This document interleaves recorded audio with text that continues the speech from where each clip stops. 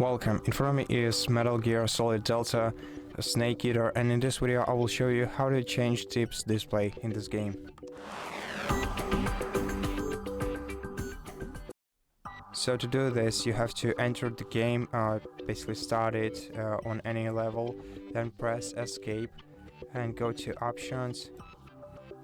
Then once you're here, go to game, and to change tips display you have to switch this option to either view all tips, important tips only, or pop-up tips only, or hide tips if you want to hide tips completely. Now to apply settings you have to press escape or right key of your mouse, and once you exit this menu the changes will be applied automatically. So that's how you do it. Thank you for watching this video. If you liked it, consider subscribing to our channel, leave us a like and comment below, and I'll see you in the next one.